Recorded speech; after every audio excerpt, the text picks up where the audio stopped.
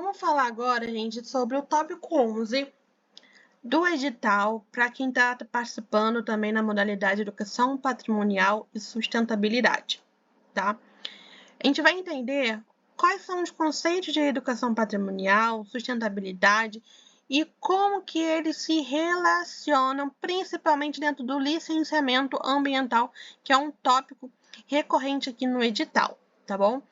Então, nós temos esses dois conceitos que eles vão estar, assim, juntos e misturados mesmo, porque a educação patrimonial, ela vai vir como um processo de educação, um processo educativo que busca a gente identificar, valorizar e preservar o patrimônio cultural, seja ele material ou imaterial, sendo ali, então, uma ferramenta para construir a memória, identidade e cidadania, tá? E é por isso que lá no artigo 23 da Constituição a gente fala, né, sobre a relação entre União, estados e municípios para identificar e preservar o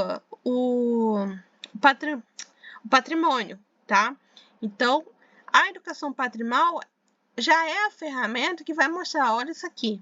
Isso aqui, vamos fazer uma atividade para a gente mostrar que a educação patrimonial é importante. Que esse patrimônio ele é importante para a nossa sociedade, a gente precisa preservar ele, e ele nos traz X conhecimento. Então, tá? Então, é a partir da educação patrimonial que a gente consegue valorizar tudo aquilo que é patrimônio nosso da nossa cultura, do nosso país, tá? E quem é o responsável por isso agora é principalmente o IPHAN, né? Ele é o principal órgão que faz essa preservação cultural e faz ações políticas para essa educação patrimonial, tá? O IPHAN, gente, ele faz atividades de educações contínuas que devem considerar os conhecimentos e os contextos locais. Então, levar um tipo de conhecimento para uma pessoa que está no Nordeste é diferente no Centro-Oeste, é diferente para quem é caiçara, para quem está no contexto urbano. Então, a gente precisa sempre estar levando o conhecimento à educação patrimonial, mas sempre atendendo aos conhecimentos dos contextos locais, tá? Por exemplo, a gente precisa entender, preservar o conhecimento caiçara, a modo de vida dele é importante. É difícil a gente falar isso, talvez no centro de São Paulo, mas aí a gente precisa trazer o que? Ações educativas de patrimônio, né? Para a gente conseguir entender isso. E dentro desse contexto, nós temos o desenvolvimento sustentável. Tá? O desenvolvimento sustentável que ganha força a partir dos anos 90, finalzinho dos anos 90. E a gente vai ter várias críticas, mas que tem uma frase muito importante, que é do relatório de, eu não sei falar, acho que é Brundtland, não sei, que define a sustentabilidade como o desenvolvimento que atende às necessidades do presente, sem comprometer a capacidade das gerações futuras de atender às suas próprias necessidades. Ou seja, vamos continuar nos desenvolvendo, certo? Certo. Mas a gente tem que fazer a ponto de que as gerações futuras tenham acesso às mesmas coisas que nós temos hoje, tá?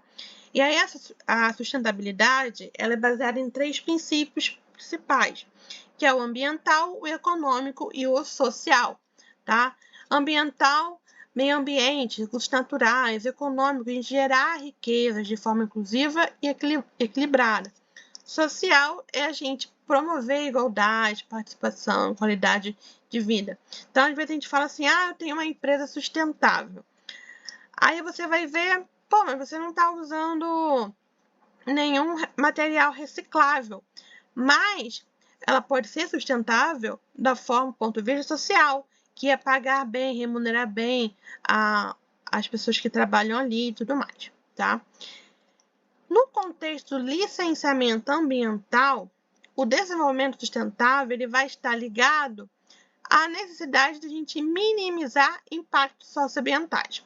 Então, o licenciamento ambiental é o quê? Basicamente, né, a gente conseguir uma licença, a possibilidade de fazer empreendimentos em um determinado local.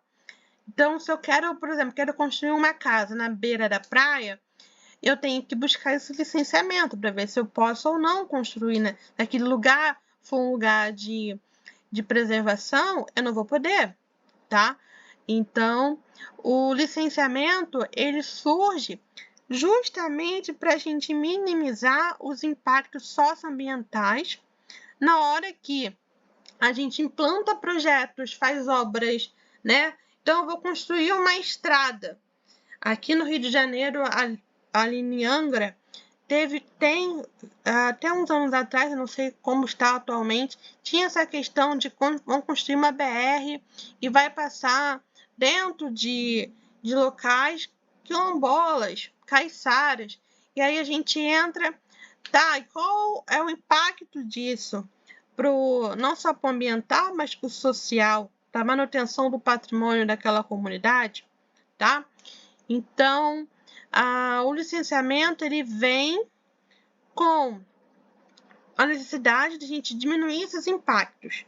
E a educação patrimonial, ela entra o quê? Justamente para a gente entender qual a importância de preservar aquilo ali, tá? Então, a educação patrimonial, ela vem como uma condicionante, né? Para sensibilizar as comunidades impactadas. Então, olha, vai acontecer isso, tá? Promover a identificação e mitigação dos danos ao patrimônio cultural, proporcionar a valorização das tradições e saberes locais. Então, por exemplo, nessa estrada que ia passar por lá, ia mudar toda a dinâmica do local. Então, a educação patrimonial vem para conscientizar essa população e para ver o que é possível fazer para a gente diminuir os danos, tá?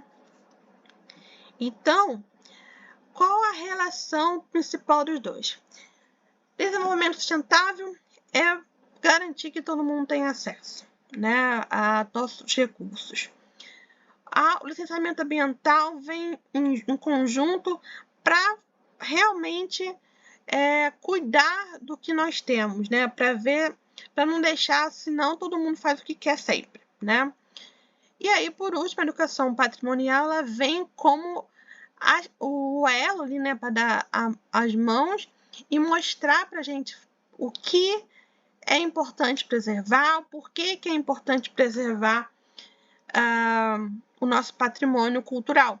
E aí, quando eu estou falando de patrimônio, gente, é sempre importante lembrar, não só material, como imaterial, tá? As práticas, os cultivos. Então, por exemplo, vamos dizer que você privatiza uma ilha que era utilizada por pescadores, caiçaras.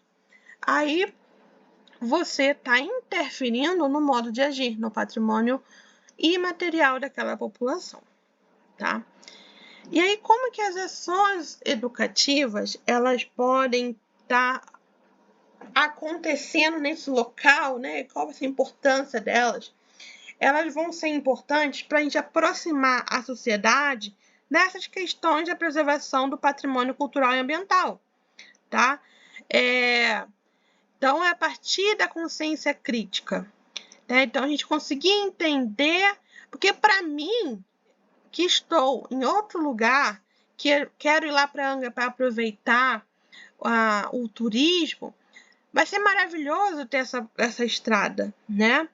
Mas, a partir do momento que alguma ação educativa vem e me conscientiza, né, dos malefícios que isso pode ocorrer para a preservação da cultura de uma região, a gente está fazendo o quê? Tendo uma consciência crítica. E aí isso já muda a minha percepção do que está acontecendo, né? Então, as práticas educativas são voltadas para a conservação do patrimônio cultural. E elas têm grande potencial para promover a sustentabilidade, pois é com elas que a gente vai incentivar a valorização do patrimônio local, fortalecer identidades e pertencimento cultural, que a gente vai integrar, né, as práticas sustentáveis ao cotidiano das comunidades, como usar materiais locais, tradicionais, tanto na construção ou restauração de edificações, e valorizar os saberes tradicionais de manejo sustentável dos recursos, né? E também promover um turismo sustentável. Por exemplo, ali em Angra tem uma diversidade de povos tradicionais, como os caiçaras, os quilombolas e os indígenas. E por que a gente não utiliza o conhecimento dele para gerar? Como é que a gente lida com os resíduos? Como é que a gente faz para não poluir as águas, né? Então, a gente utilizar esse conhecimento tradicional também, que entra aqui no que a gente vai falar sobre o desenvolvimento local e preservação ambiental, né? Então, essas ações educativas, elas contribuem para o desenvolvimento local, porque essas práticas, junto com a preservação ambiental, ela vai gerar uma educação ambiental e uma cultura cultural, né, integrada, uma parceria com a comunidade e a preservação do patrimônio material, que mal ou bem, isso aqui já foi falado aqui nesse vídeo. Então, a gente entender como isso tudo aqui está interligado, né? A partir que eu vou, na hora que eu tenho um ambiente que eu preciso preservar, aí eu crio, no contexto da sustentabilidade, aí eu crio ações educativas para essa promoção. Tá, beleza. E aí, como é que o IPHAN entra nesse contexto todo? Como ele é o responsável por cuidar do patrimônio, ele vai estar o quê? Criando políticas públicas, criando ações, criando projetos justamente para a gente ter, né, essas ações educativas que vão ser inclusivas e participativas de toda a comunidade. Vão ser projetos que vão valorizar e trazer qual o valor simbólico do patrimônio cultural e qual a sua relação com o meio ambiente, com a sustentabilidade, né? Transmitir os saberes tradicionais, tá? E aí tem, no final, alguns autores que a gente pode estar se aprofundando, se vocês quiserem, né? O IPHAN está sempre fazendo publicações. Milton Santos, a gente fala sobre o espaço, relação de sociedade e natureza. E a Unesco, né, tem a Convenção sobre Patrimônio Mundial Cultural, tá? Então, esse é o tópico 11, Educação Patrimonial e Sustentabilidade.